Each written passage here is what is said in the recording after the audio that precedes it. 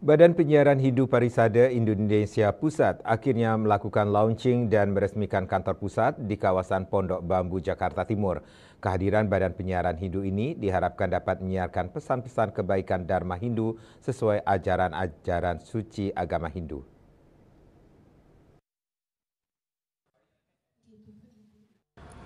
Bertempat di kawasan Pondok Bambu, Jakarta Timur, akhirnya Badan Penyiaran Hindu Parisade Indonesia Pusat melaunching dan meresmikan kantor pusat. Di dalam struktur PHDI terdapat Lembaga Badan Penyiaran Hindu atau BPH yang menjadi pengawas dalam penyiaran Hindu. BPH merupakan sebuah badan yang mempunyai khusus penyiaran yang bernaung di bawah bimbingan PHDI serta dapat menyiarkan pesan-pesan kebaikan Dharma Hindu sesuai ajaran-ajaran suci agama Hindu. Salah satu ketua BPH Parisade Indonesia Pusat, Iwayan Kantun Mandara, mengatakan dengan launching kantor BPH menjadikan tempat ruang kreativitas daripada anak-anak pemuda Hindu, khususnya mahasiswa STA Dharma Nusantara Jakarta, melalui podcast ataupun seminar-seminar dengan topik kehinduan, pewarta Dharma, penyejuk jiwa. Yang dimiliki oleh BPH yaitu pewarta Dharma, penyejuk jiwa.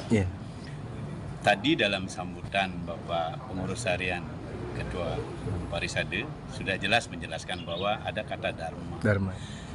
Kalau kita sebagai insan manusia dalam tanda kutip bahwa kita orang Hindu jelas mengutamakan Dharma untuk menuju sebuah kebaikan. Ketika Dharma dilakukan dengan konsep etika moral Trikaya Parisuddha, saya yakin dan percaya bahwa apapun yang akan dikerjakan akan menghasilkan sesuatu yang berguna, baik kepada orang yang bersangkutan maupun kepada seluruh alam semesta. Itu barangkali aspek daripada pewarta Dharma, penyejuk jiwa.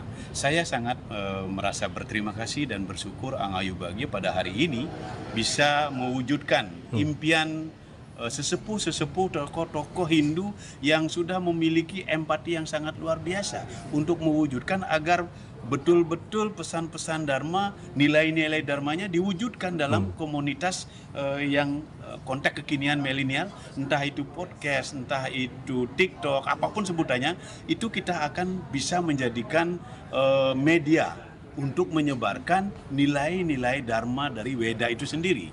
Nah, oleh karena itu, inilah kesempatan bagi kita yang memiliki kekuatan, yang memiliki kecerdasan untuk kita selalu memberikan ruang kepada adik-adik kita, generasi muda Hindu, untuk dia memiliki kreativitas di dalam mengantisipasi perkembangan teknologi yang begitu luar biasa, yang sangat cepat.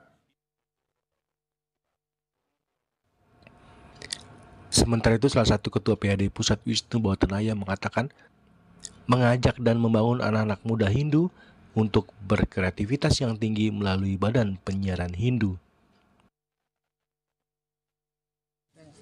Kita sampaikan tadi bahwa pendidikan nasional kita ingin membangun manusia Indonesia seutuhnya, manusia rohani, jadi serada bakti iman takwa dia, dan berakhlak mulia.